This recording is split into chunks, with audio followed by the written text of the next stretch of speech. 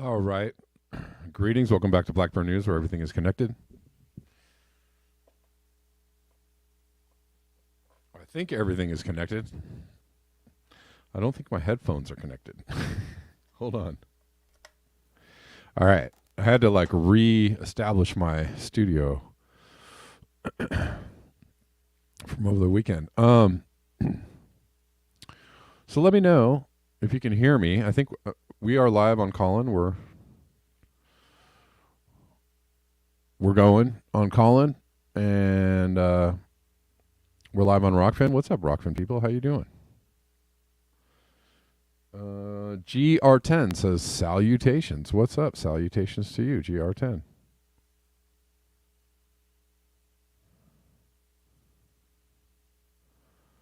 Let's see.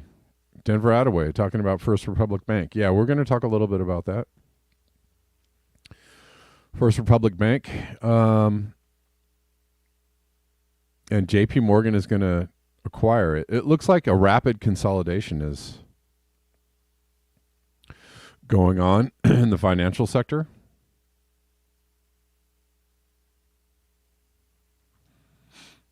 And Denver Attaway saying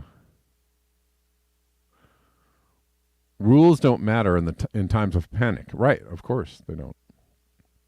Because when it's panic time, they're like, guys, we got to do this right away. Cool. Got a really nice super chat from Obsolete Optics. Thanks, man. Start the show off. And he says, toilet flushing sounds.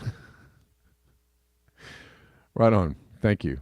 And also did get a coffee right before the show, too. Thank you guys for your support. I really do appreciate it. Without you, this channel could not survive. I think it's Osama who gave me the coffees. Bought me 5 coffees. Thank you. Happy May Day. Thank you so much for being here. It's such a pleasant change to be among like-minded folks and not constantly feeling the need to explain my ideas. Wish I could catch more live streams. I don't know if it's Osama or not. It could be somebody else. So it just says someone. Sometimes the coffee buyers are anonymous, and that's okay. That's cool. If it is Osama, thank you, Osama. If it's not Osama, well, thank you, whoever gave me the coffees. I appreciate you. All right, cool. We're here. We're back. And, yeah, I was chomping at the bit to do shows all weekend, to do a show all weekend. I just could not do it. But we're here. Yeah, First Republic.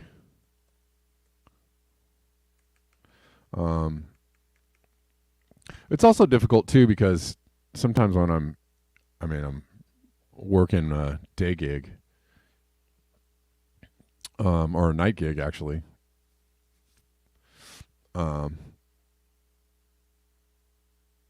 Really? There's no news about First Republic? Okay. Oh, here we go. We'll go with CNN, I guess. It's hard for me to actually keep my eyes on Twitter and on the news stories even too. So I get a little lost and I'm like, what's happening? I don't know.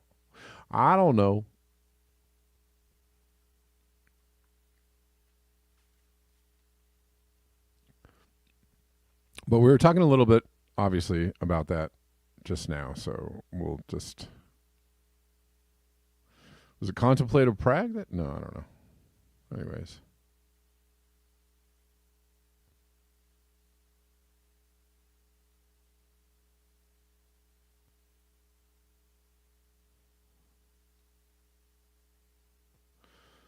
Shooby-doo.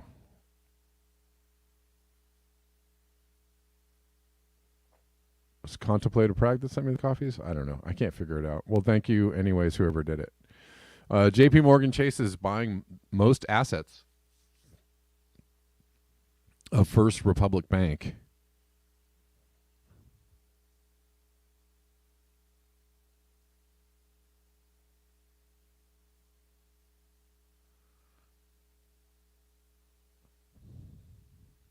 Okay. There's people on Colin.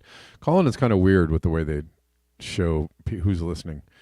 They're buying most assets of First Republic Bank after the nation's second largest bank failure ever in a deal announced early Monday that protects the deposits of First Republic's customers. Well, isn't that nice? We're protecting your deposits. I mean, yes, it's nice to not lose your money. JP Morgan Chase said it had acquired the substantial majority of assets, excuse me, and assumed the deposits insured and uninsured of First Republic from the Federal Deposit Insurance Corporation, the independent government agency that insures deposits for bank customers. Our government invited us and others to step up, and we did, said JP Morgan Chase CEO Jamie Dimon, good friend of Jeffrey Epstein. He said the deal is also a good one for his bank's shareholders, adding its expected earnings going forward. Adding to its expected earnings, of course.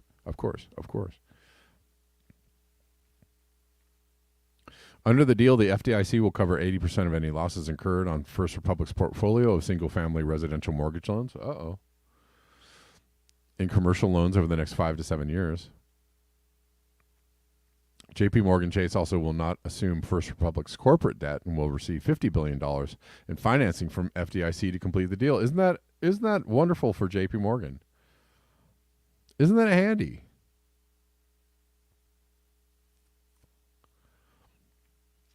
Oh, sounds like a sweet deal for JP Morgan.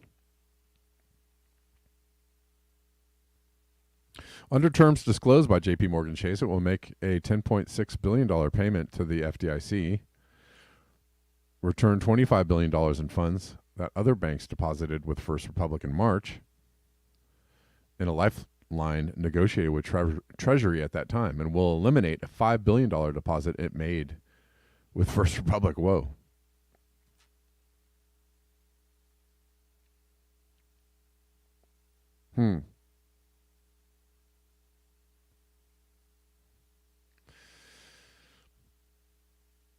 The FDIC took control of the embattled First Republic and then immediately announced the sale. The failure will cost the FDIC about $13 billion.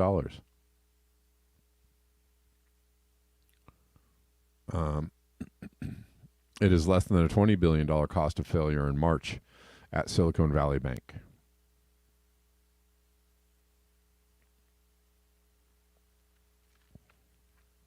Well, I missed the part about what Denver was talking about.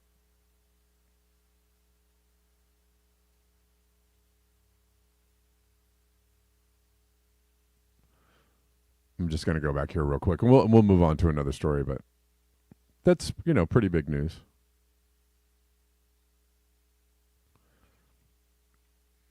I mean, Denver's kind of marking out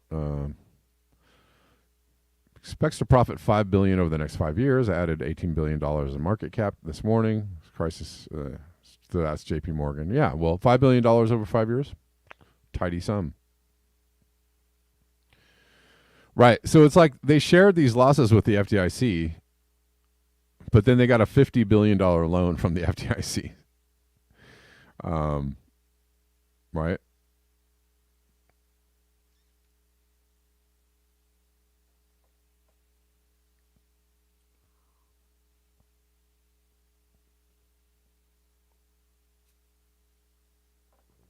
But that's very interesting, and I'm sure they suspended some rules. Let's see.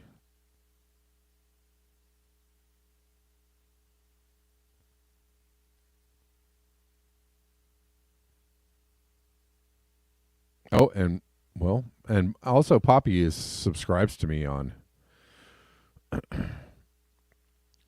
Buy Me a Coffee. Poppy Davis, thanks for the super chat. She says $10 of coffees was me. Thank you. Cool. I appreciate it. You're a longtime supporter of the channel, Poppy, and I really appreciate it. Yeah, well, that's not good. Doesn't give you happy feelings, does it, going forward? that banks are failing left and right.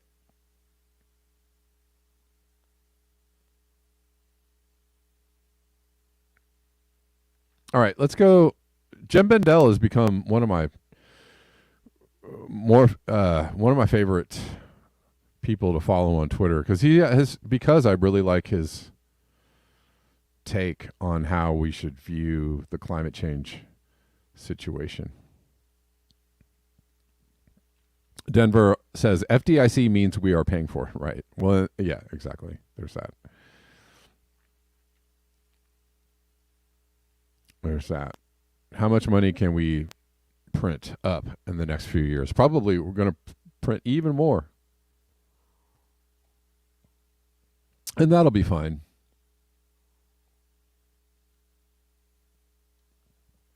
So, Jem Bendell retweeted somebody who Wide Awake Media, who I've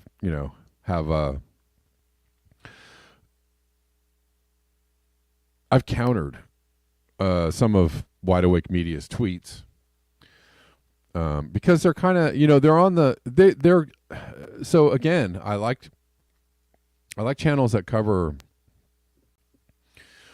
the evil doings, the doings of the people in charge, the people with power, the people at the top, the powers that be, right? They. What's the acronym? Ryan Christian has an acronym for they. When you talk about they want to do this to you, they, who's they? What is it? I don't know what H stands for. Something enslaving you. The hierarchy enslaving you. That's what it is.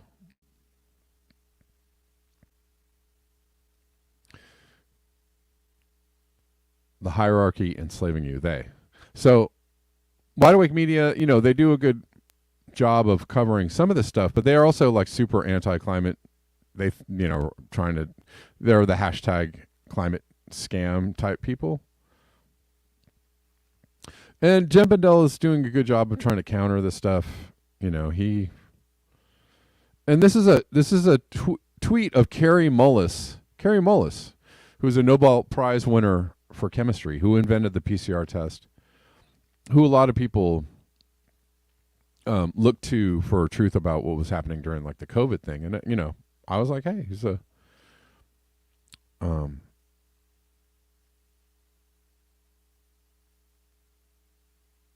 he's a truth teller about something that's going on.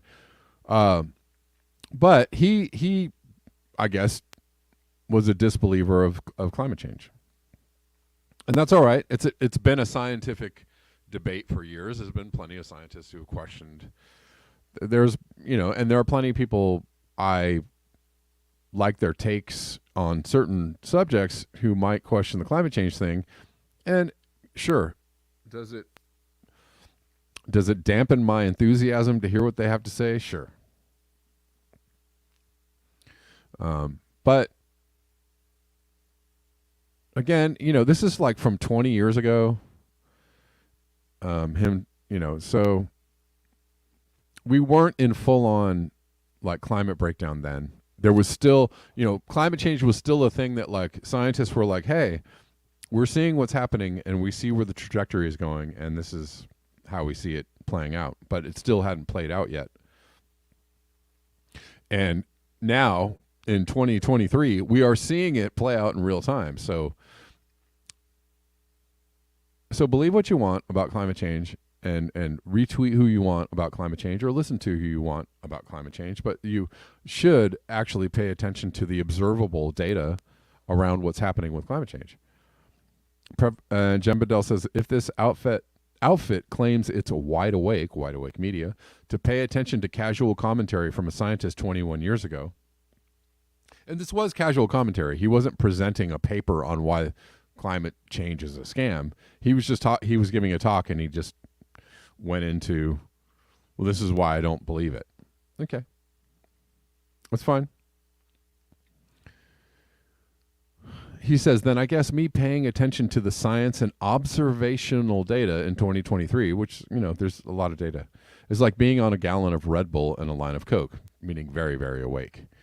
Or maybe wide awake media is fast asleep.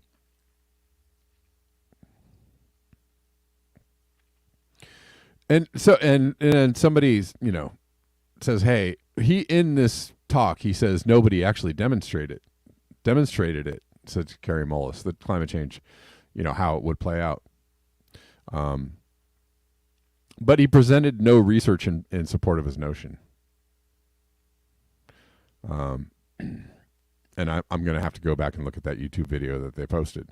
This is what I'm saying, right? He said something about, and this is what a lot of journalists do, is they say something about climate change, but they don't actually bring in any evidence to support what they're saying. Or they'll play a clip of a video of a guy, a scientist, somebody who is a scientist or claims they're a scientist, saying, this climate change thing is all a bunch of hooey. But they don't actually present it, right? So either the journalist doesn't present evidence or they present somebody who is not presenting evidence, right? Like Kim Iverson interviewing the lady, the climate change lady. Right? So you have to, whenever, and again, this is my problem with this, is that the journalists that are fully capable of presenting science, data, evidence to back up the things that they're talking about, when they come to climate change, that it's just a big skid mark. Sorry. It's a big ass record scratch. It's like, yeah, you missed that one because you didn't present anything backing it up. He's talking about some papers saying that they don't.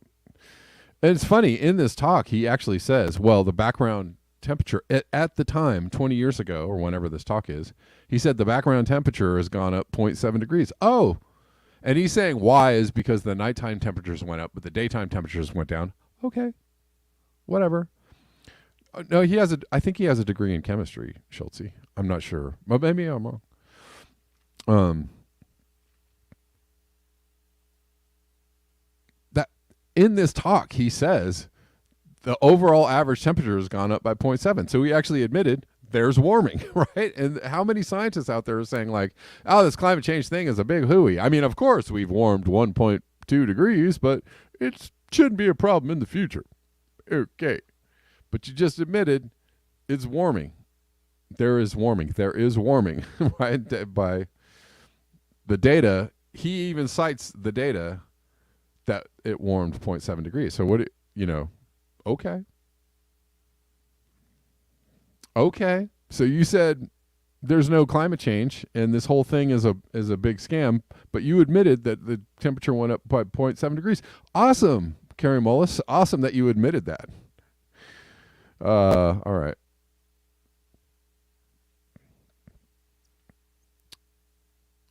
Anyways, I just wanted to talk about this because so he goes on to say, why has the following become such an intellectual challenge for some? 1, globalists ruined the planet and now they have hypocritical, greedy, controlling, and counterproductive ideas on what to do about it, right? There are answers to climate change. They created the climate change, and now they want to have an answer to it that's wrong, the wrong answer. That doesn't mean that it's a scam. That means they,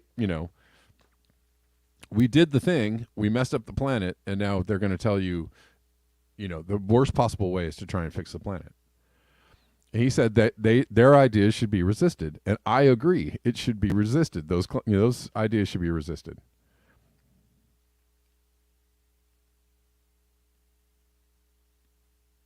And 2, the planet is being further ruined. Also, extremely true, right? Where are the this is what I want to know, is if they're going full hog on climate change and shutting you down and locking you down and taking away your personal vehicles, well, where is it?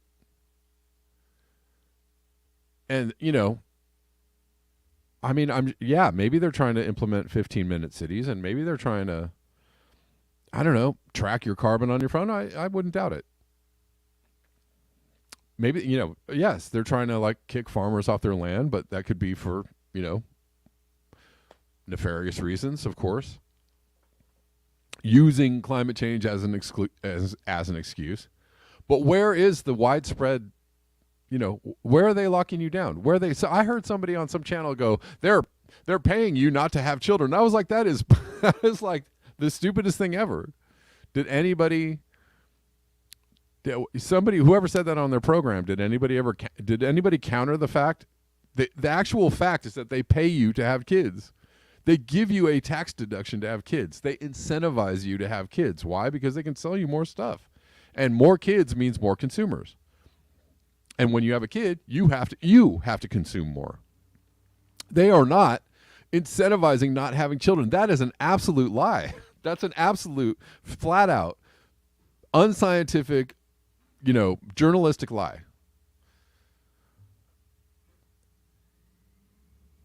If there's a depopulation agenda, where are they incentivizing you not to have kids? That's absolutely a lie. It's absolutely a lie. They give you a tax break for having a child. They want you to have kids. They love it. That means they can sell more Mustangs and Chargers and SUVs and, right?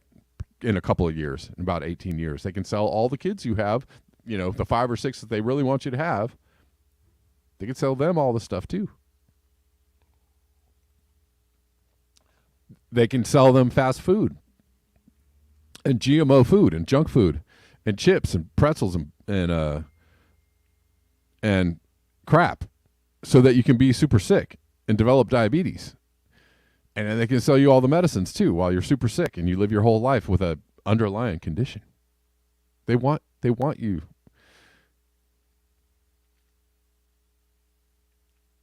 They want you to have more kids. It's like they incentivize it at every step of the way. It's just, show me where they're like incentivizing people not to have kids. Tell me where. When somebody mentions overpopulation from the left, that's racist. That's terrible. You can't talk about overpopulation. How dare you? How dare you? It's ridiculous. Anyways. But thanks for hanging out, guys. Anyways, let's move on.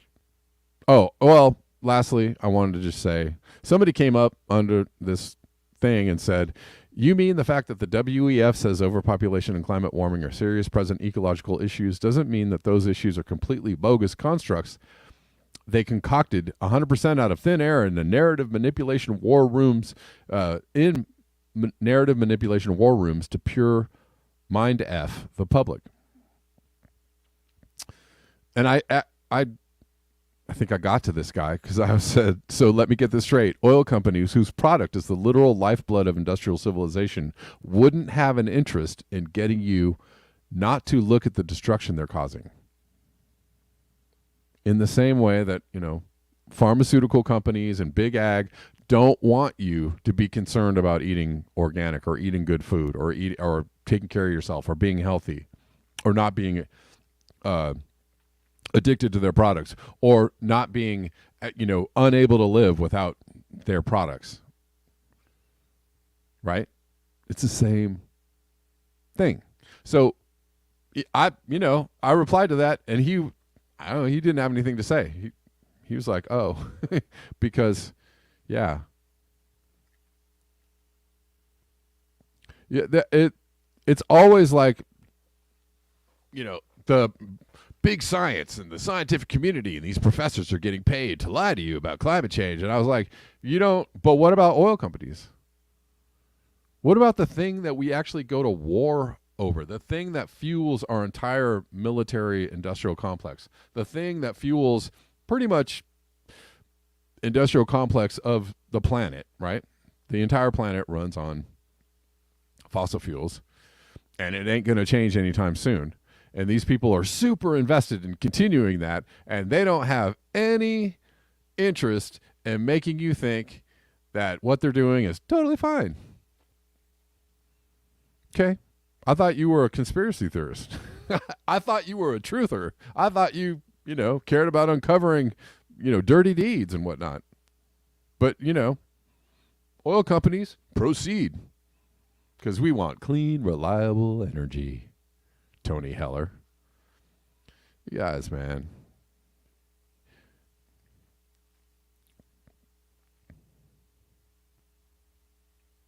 All right, let's keep going. And here we go. Here's another clue. If you're interested in doing some research, here's another clue that we ain't stopping fossil fuels anytime soon, that we're not stopping consumerism anytime soon, that we're not stopping pumping emissions out into the air hand over fist and increasing, expanding everything that we're doing all the time for profit. We're not interested in ending that anytime soon.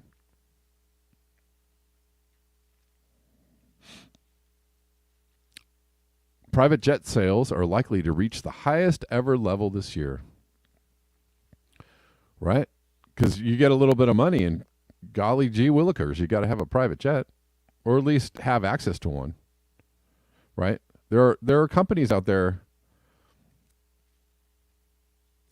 that run private jets out of airports, right? The public flies on the big, the jumbos. But right next to every airport is a private jet airport, or close by, where the private jets fly, the people who, feel like they need a little extra in their life. Why would I fly to Vegas with 300 people when I could just fly with 10 or 20? It's only like, a couple $100 more. Now I'm flying in style, right? That's a huge business. Right, Tim, luxury goods business is booming, right? Because everybody wants the best. Got to have the best. Got to have more of it. Got to have it all the time. I earned it. I deserve it. Right?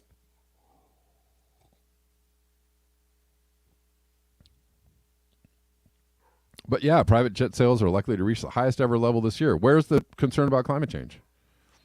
I thought we worried about climate. I thought there was a global push by the people in charge to stop climate change. I thought we were worried about it. Apparently not.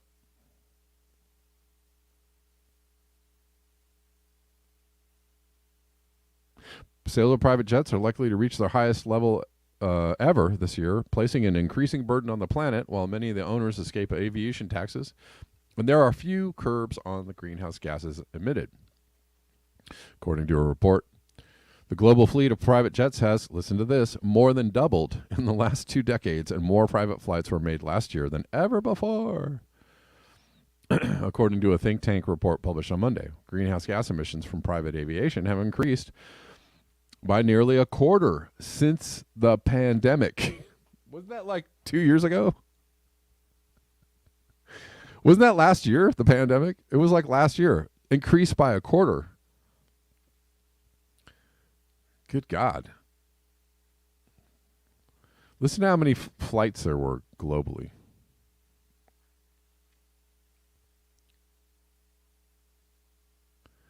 There were 5.3 million private flights globally in 2022. Million. That's just private flights. How many public flights were there globally? Is it the same number? Is it twice as many? Is it 3 times as many? Millions of flights a year pumping out pure carbon emissions. That doesn't do anything to the planet. There's absolutely just 1 year. How about 5 or 6 decades? That doesn't do anything to the planet. Nothing whatsoever. All right. Okay. That sounds scientific to me. Sounds super scientific. Super logical.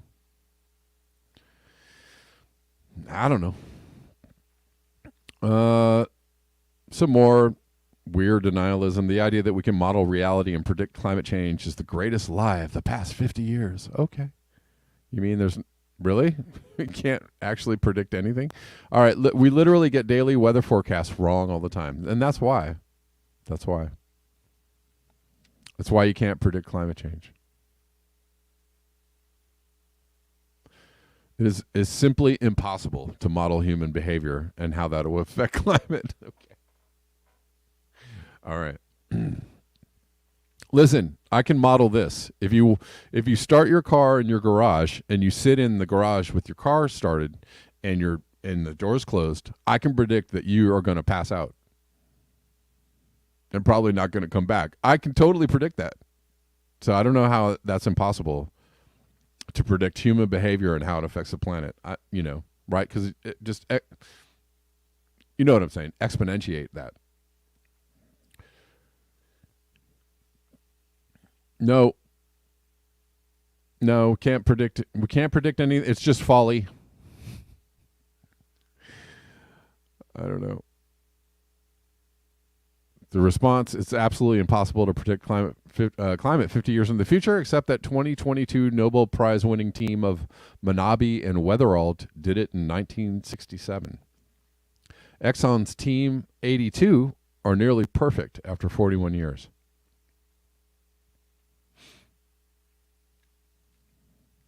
I think these are prediction lines from some of these studies. Let's see. The blue line is Manabe and Weatherald from 1967, predicting we would be here. And they're only saying that we're at 1C. But didn't I just read an article that said we're at 1.5? We're actually up here. We're actually up here. And the consensus might even conservatively agree that we're here. We're at 1.2. We're here. We're above all these lines. And the Exxon median ensemble, I guess, about the same, even a little higher.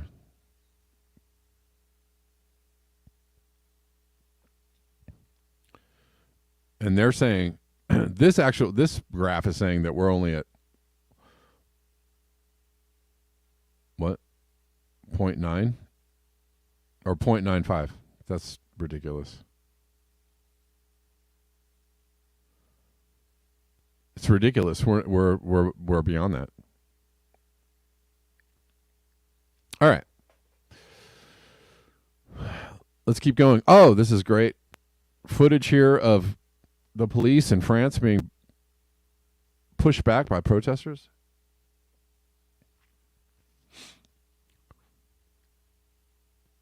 This is kind of what we need to do globally, and this is what we need to do on every level. Mostly pushing back. Right, forcing climate info from what year, not the 1750 baseline. I don't know. Let's go back to that for a second. They're saying 1960.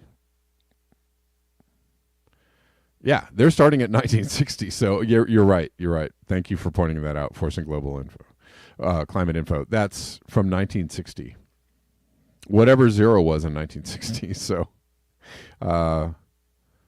yeah, go further back, and I guess we're. Yeah, this is to protect the earth, to protect what's left of the earth, to protect each other, to stop the corporate basically takeover of everything, from stopping to stop BlackRock from buying literally every piece of real estate on the planet, along with Bill Gates. There'll just be this monopoly of like, is Vanguard separate from BlackRock, or does one of them own each other? I don't know. It's like there'll be three entities that own everything on the planet. It'd be like BlackRock, Bill Gates,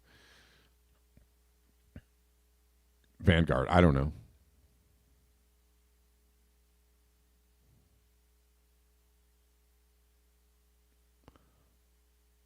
So the police come in and start a whacking.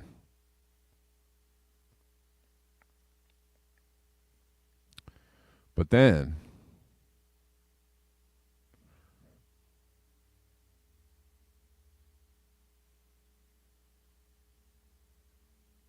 Then it turns around a little bit.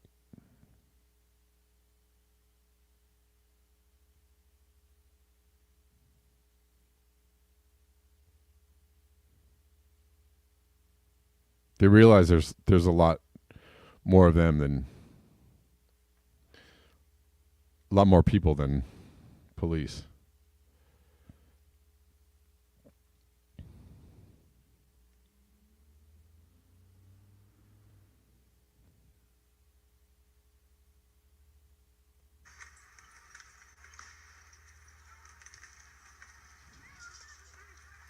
All right. They look scary. They literally look like stormtroopers. You know, the police departments of the world looked at Star Wars and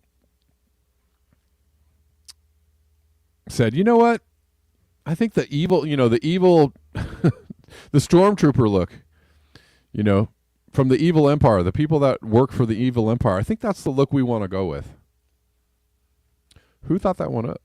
I mean, they're just like, yeah, looks good to me. What's up? We got 16 people over on the Rockfins. What's up, Rockfin people? How you doing? Thanks for hanging out on Rockfin. Rockfin is an awesome platform.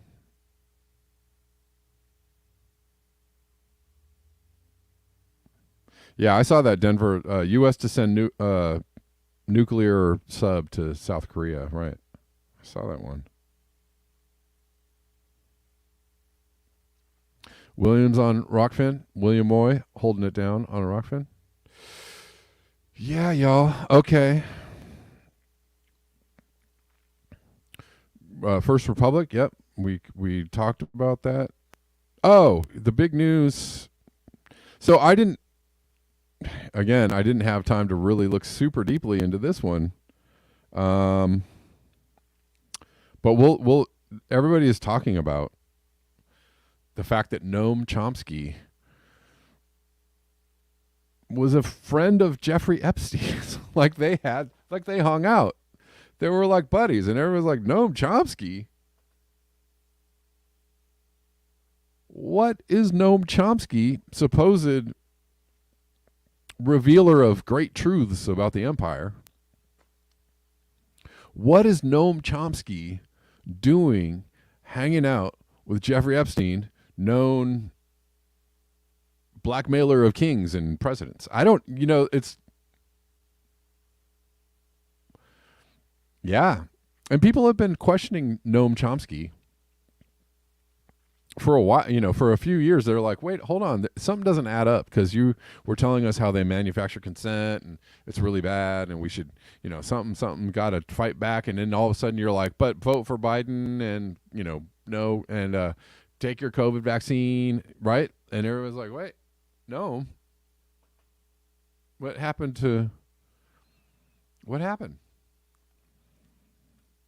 I mean, I think Noam went the way of Tim. He thinks he's a 60s rock star. He went the way of a 60s rock star who used to be anti-establishment, anti-authoritarianism, right? Sang about the man. We got to stick it to the man and like screw this war, and we're against war, and we want peace, and we want love, and we want, people to be free on the earth, and we want to care about the planet and the environment. But, in 2023, they were suddenly like, we need to cancel people and silence them and, deplatform them if they go against the establishment. That's what happened to 60s rock stars. They turned into complete, I don't know. They completely about-faced on everything that they built their entire reputations on. That's okay. And then Noam Chomsky kind of did the same thing. Free Tibet. Yes, Free Tibet. Watch. It turns out the Free Tibet thing was, that everybody was like, yeah, Free Tibet. Yeah, it's so cool. We're here to free Tibet. I put a bumper sticker on my car. It turns out that Free Tibet was like a CIA, CIA thing. All right, but check this out. Epstein's private calendar. Going into weird land. Just quickly, Epstein's private calendar reveals prominent names, including CIA chief and Goldman's top lawyer. Apparently, William Burns, director of Central Intelligence Agency since 2021, the current director, had 3 meetings scheduled with Epstein in 2014. Catherine Rumler, a White House counsel under President Barack Obama, had dozens of meetings with Epstein in the years after her White House service and before she became a top lawyer at Goldman Sachs Group. Leon Botstein, the president of Bard College, invited Epstein, who brought a group of young female guests to the campus. Noam Chomsky, a professor, author, and political activist, was scheduled to fly with Epstein to have dinner at Epstein's Manhattan townhouse in 2015. So all this is revealed from apparently a calendar that Epstein kept. A calendar of, appointments, schedules, meetings, whatnot. Rendezvous, if you will.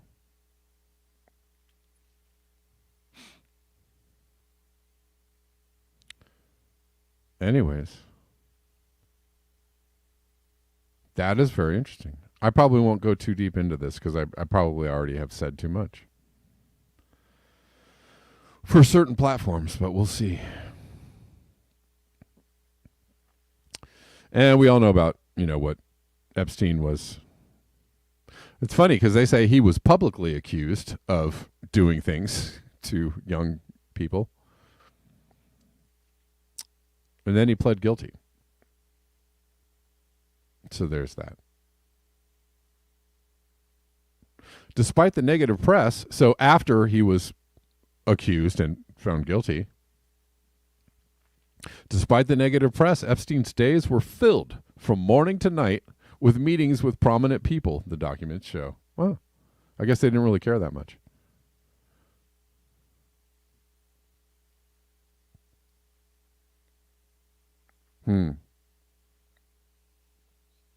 And he had meetings, a lot of meetings in his townhouse, in his Manhattan townhouse, where apparently some illegal activities took place. Huh.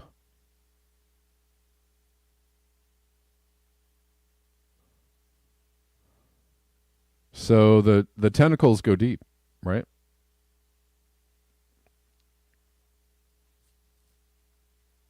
And people are like, I didn't know the guy. I didn't really know the guy all that well. I wasn't really friends with him. We just had dinner a couple times.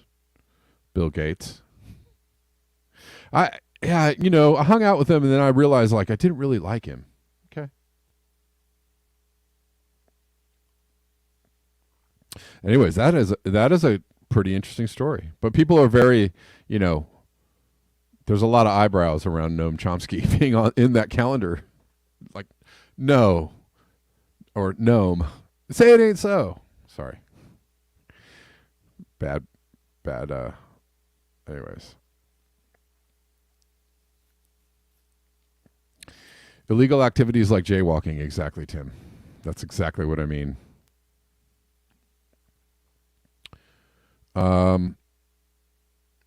Well, and then Bernie Sanders is determined to let everyone down. He's now pimping for Joe Biden. He's like, if you want to, be American and help America and democracy and stuff, you got to vote for Joe. God, Jesus. Bernie Sanders reaching an all-time low. I think when you look at a candidate, you consider a lot. I think age is one thing. I think experience is another thing. I think your record that you've established is another thing.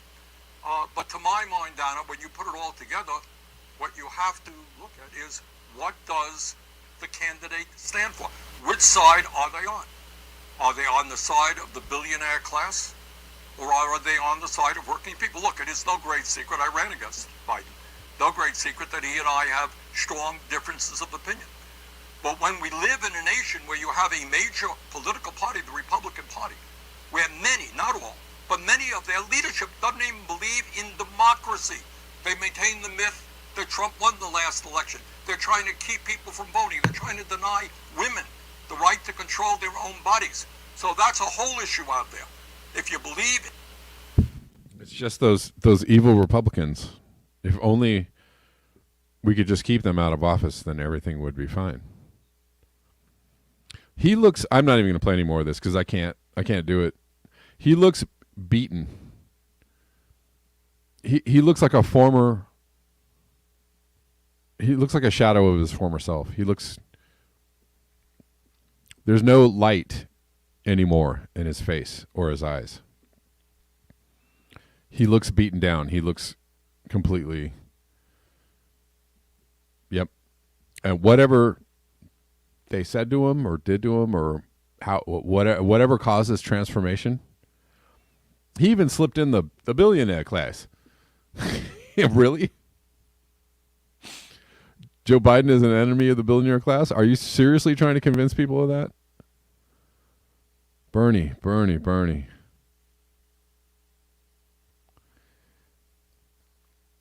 Anyways, it's a sad day, my friends.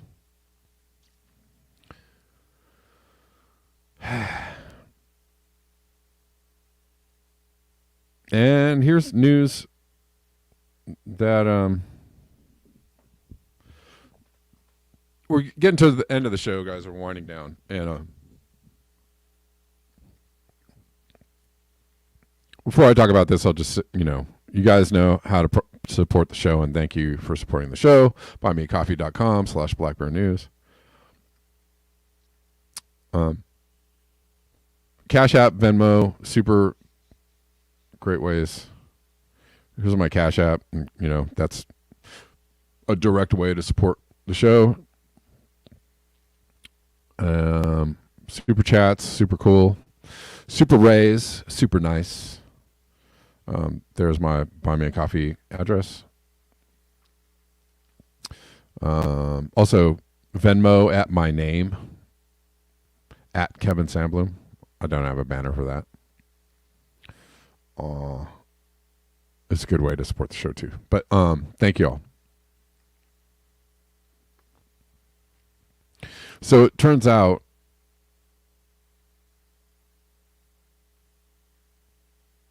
that Pfizer funded government vaccine mandate efforts. Say what? Pfizer funded the vaccine mandate efforts. So this wasn't something, the government is like, hey, we're trying to help you and we want to save people and save lives. So we think that we should mandate these things. Tucker Carlson talked about this a little bit, like mandate, it's kind of like mandating everybody buy a MyPillow. What if the government said everybody has to buy a MyPillow, and if you don't buy a MyPillow or get your MyPillow booster, get an extra MyPillow, then you might not be able to work or get on an airplane. Anyways,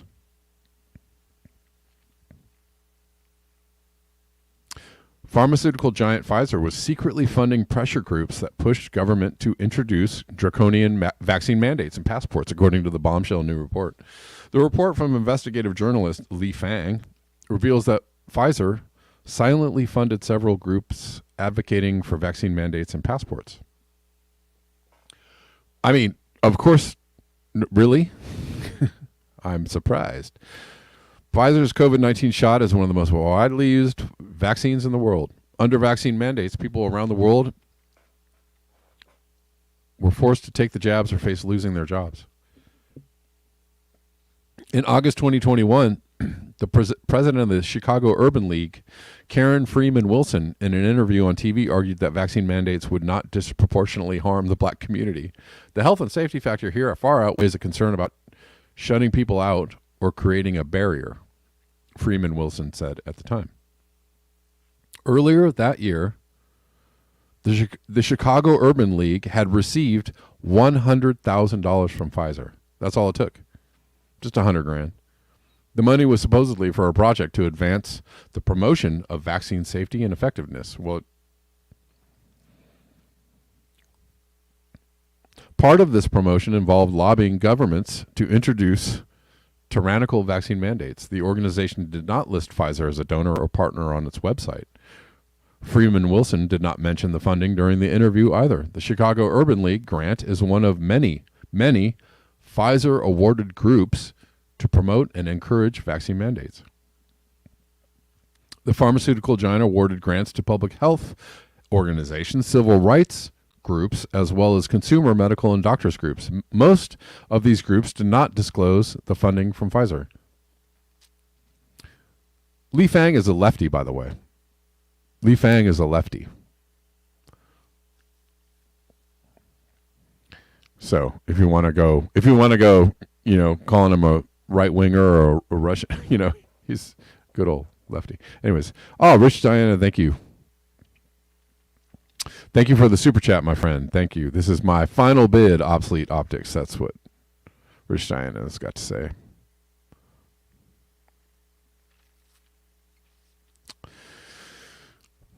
The lack, okay. Most of these groups did not disclose the funding from Pfizer. The lack of transparency regarding the grants allowed Pfizer to secretly fund efforts to force the public into using their products. And again, I was just thinking too about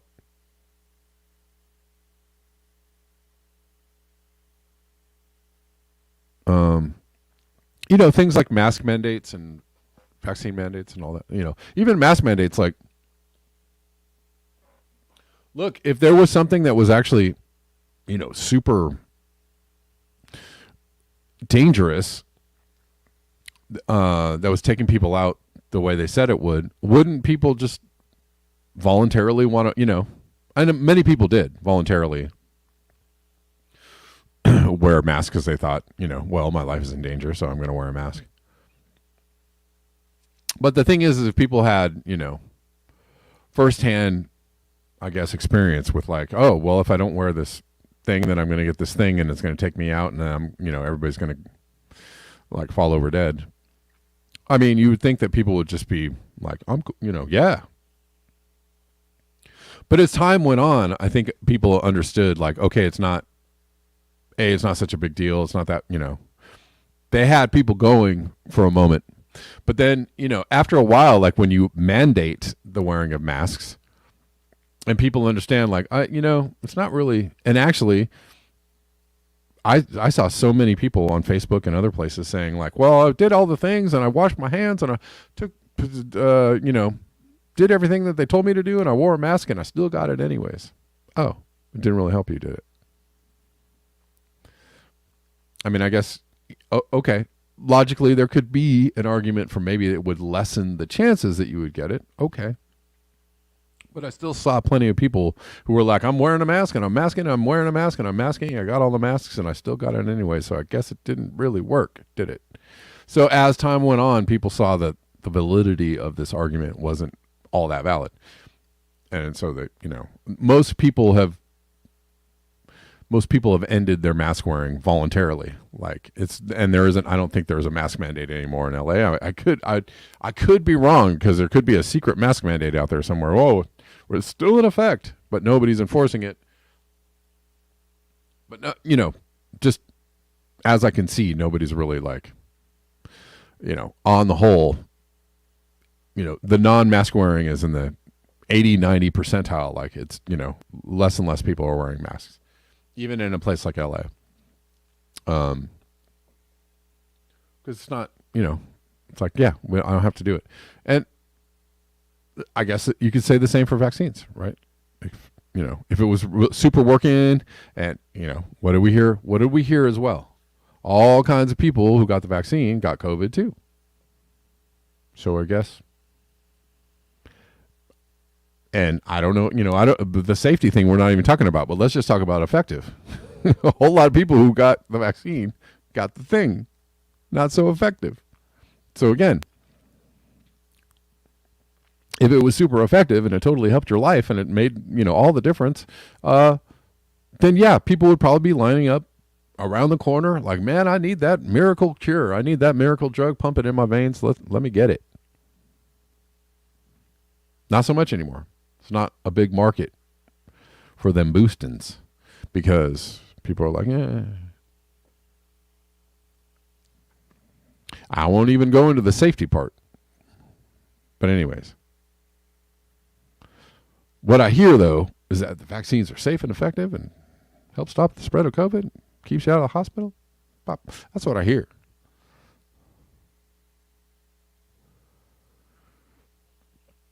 I mean, if you find mask wearing to bring you some comfort, cool.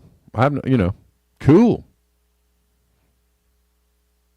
If you find mask wearing to bring you some comfort, go for it. Let's see. Hormunculus, thank you for the super chat. I got a pound.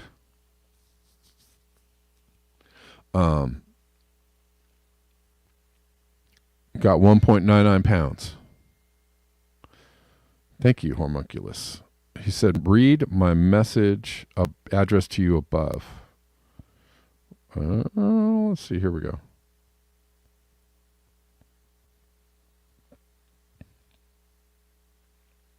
And I'm not here to tell you to not, if you feel like you want to get a vaccine or a booster, please, by all means.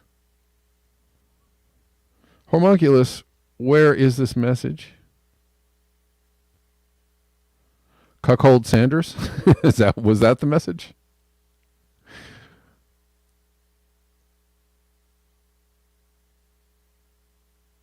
Which message? There, Stockholm Syndrome Sanders? Which one? Let's see. It's quite far up. Oh, okay. Let's see. Which one? Give me a clue. You have a lot of messages here. Is it directed at me? Is it directed directly to me?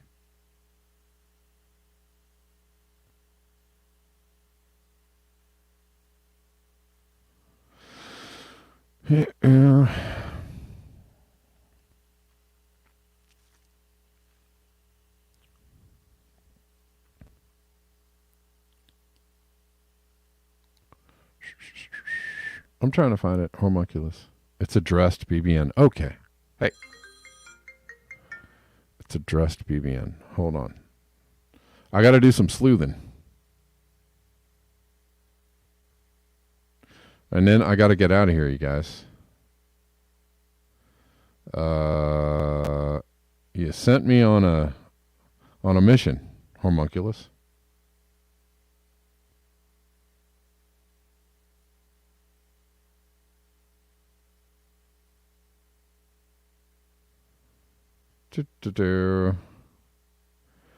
Hormunculus. I'm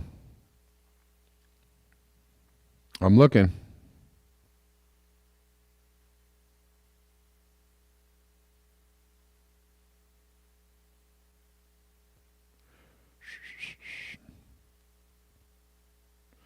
Okay. I mean, BBN. Inequality produces more poor people. Poor people in the West can't consume and have fewer kids. This isn't done by design, but as a consequence of greed. Poor people in the West can't consume and have fewer kids. I mean, sure, yeah. I don't know, though. I don't know that,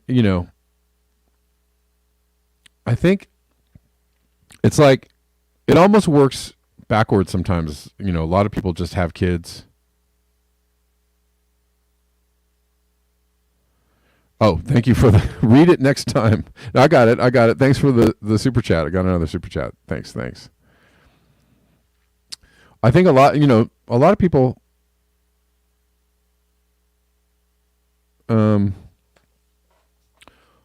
just have kids and we'll just figure it out. We're just going to have to make more money. We're just having to get some more money because we got these kids, right? Oh, we had another kid. Oh, we're going to have to get a lot of people do it that way. I'm probably guilty of being one of those people, like not really being like super financially set in life and having a child, it's kind of like, well, things are a little bit weird, but have this kid and hopefully it all works out. I mean, and usually it does, on the financial side. Usually. Not always. G. Demarest says, vaccines lower symptoms, not infections. Masks lower the probability of transmission. Probability is the key word. All right. Thanks for that, G. Demarest. Okay. Well, we're going to have to go now because I don't know. I can't. Now I'm going to be forced to respond to somebody I don't want to respond to. Okay. All right. Thanks, guys. I appreciate you. Thank you so much for your eyes, your ears, and your conscience. Thank you for all your wonderful and very generous donations. You are all super cool. And I will see you tomorrow at the regular time of 12 p.m. Pacific Daylight Time. Until next time, peace.